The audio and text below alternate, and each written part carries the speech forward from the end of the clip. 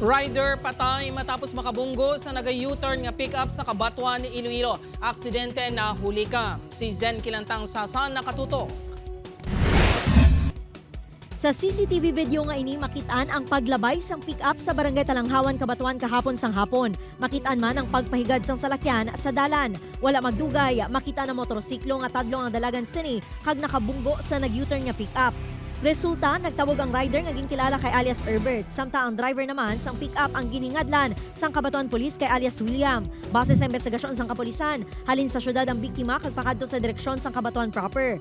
Ang pick-up ang padulong naman sa Santa Barbara.